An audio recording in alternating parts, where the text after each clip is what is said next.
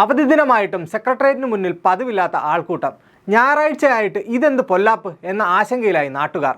നിലവിൽ രാഷ്ട്രീയ പാർട്ടികളൊന്നും സമരങ്ങൾ പ്രഖ്യാപിച്ചിട്ടില്ല. പക്ഷേ സെക്രട്ടേറിയറ്റിനെ വലം ചെയ്ത് പോലീസുകാരും സമരക്കാരും. കൂടാതെ പുതുതായി ചില ബോർഡുകളും ബാനറുകളും ഉയർന്നിട്ടുണ്ട്. മൊത്തത്തിലൊരു സമരാന്തരീക്ഷം.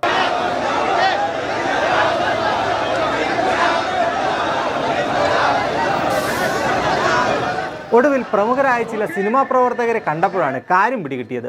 സിനിമാക്കാർക്കിടയിലെ രാഷ്ട്രീയക്കാരനും സമരനായകനുമായ ബി ഉണ്ണികൃഷ്ണനാണ് ഈ സിനിമാറ്റിക് സമരത്തിന്റെ നായകനെന്ന് വ്യക്തമായതോടെ മാധ്യമ സംഘങ്ങളും സെക്രട്ടേറിയറ്റ് പരിസരത്തേക്ക് ഒഴുകിയെത്തി.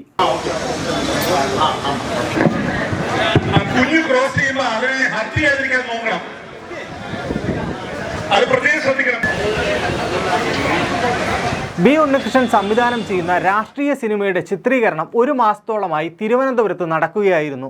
അതിൻ്റെ അവസാന ദിനമാണ് 2013 സോളാർ സമരകാലത്തെ സെക്രട്ടേറിയറ്റ് ഉപരോധത്തെ അനുസ്മരിക്കും വിധമുള്ള ഈ സിനിമാ ചിത്രീകരണം.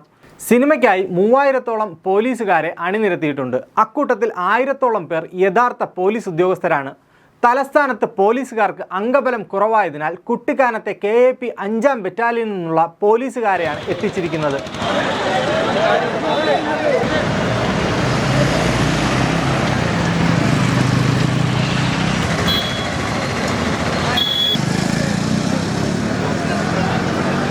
SI, CI, DYSP റാങ്കിലുള്ള പോലീസ് ഉദ്യോഗസ്ഥരും സംഘത്തിലുണ്ട്.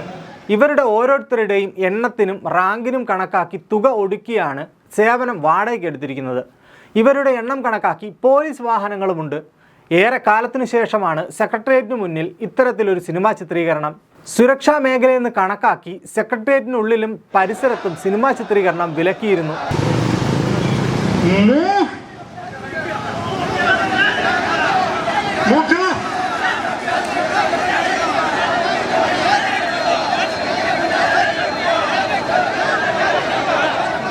പ്രത്യേക അനുമതി വാങ്ങിയാണ് ബി ഉണ്ണികൃഷ്ണൻ ചിത്രീകരണം ആരംഭിച്ചത്. സിനിമയിൽ മുഖ്യമന്ത്രിയായി വേഷമിടുന്നത് ബാലചന്ദ്ര മേനോനാണ്. നിവിൻ പോളിയാണ് പ്രധാന കഥാപാത്രത്തെ അവതരിപ്പിക്കുന്നത്. ഉമ്മൻചാണ്ടിക്കെതിരെ ഇടതുപക്ഷം സമരപരമ്പരകൾ തീർത്ത സോളാർ സമരകാലത്തെ സെക്രട്ടേറിയറ്റ് ഉപരോധത്തിന് സമാനമായിരുന്നു സന്നാഹങ്ങൾ.